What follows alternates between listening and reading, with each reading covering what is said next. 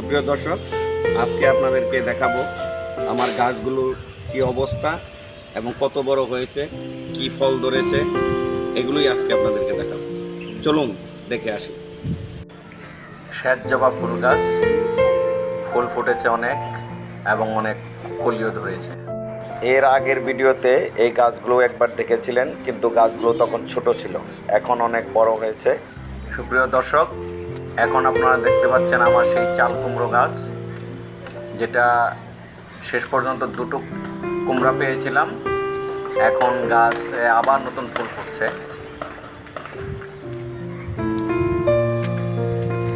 এখন দেখা যাচ্ছে আমাদের সেই বাগান বিলাস ফুল গাছ, যে ফুল গাছটি কুমড়ো গাছের কারণে নষ্ট হয়ে গিয়েছিল, আবার নতুন পাতা ধরেছে এবং ফুলও আসছে।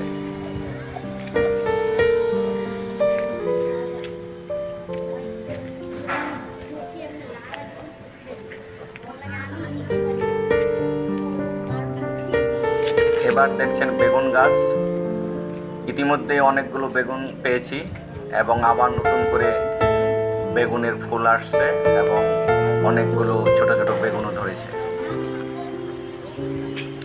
আম গাছ থেকে এবার আসছি জলপাই গাছে, ছোট ছোট জলপাই ধরেছে, এগুলো ধীরে ধীরে বড় হচ্ছে।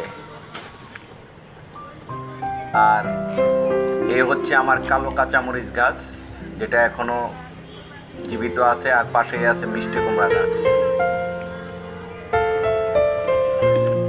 আর এটি হচ্ছে সেই মরিচ গাছ, যে গাছটি মৃত পায় ছিল, এখন আবার নতুন করে পাতা গজিয়েছে এবং ফুলও ধরেছে। আর এই তো কালো কাঁচামরিচ পেকে লাল হয়ে গেছে দেখা যাচ্ছে। এবার ডালিম গাছ, আমার ডালিম গাছটি অনেক ছোট ছিল, দুটো ডালিম পেয়েছি। ডালিম গাছটি এখন অনেক বড় হয়ে গেছে এবং দেখতে খুব সুন্দর লাগছে। আর বড়ই গাছটিও খুব ছোট ছিল, বড়ই গাছ অনেক বড় হয়ে গেছে। পাশে আছে আরেকটি বেগুন গাছ। মরিচ ফুল গাছতে নতুন পাতা ধরেছে এবং ফুলের কলিও আসছে। পুঁই শাক আবার নতুন করে হয়েছে, মাঝখানে একবার তোলা হয়েছিল। এবার আসছি লেবু গাছ।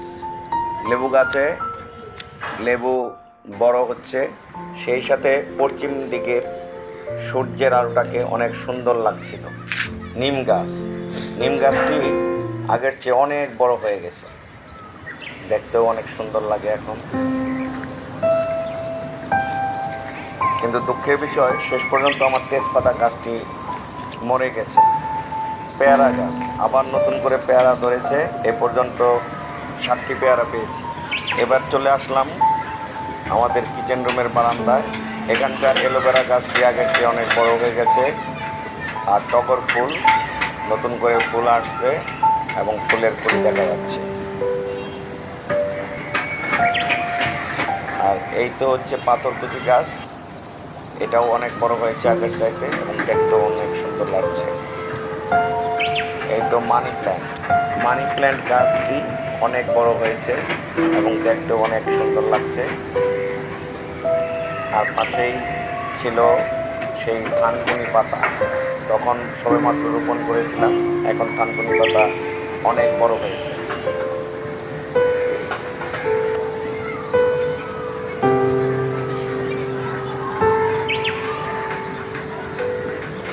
এবার চলে আসলাম আমার বেডরুমের বারান্দায়। এখানে মিষ্টি কুমড়া গাছগুলো এবং করলা গাছটি মারা গেছে।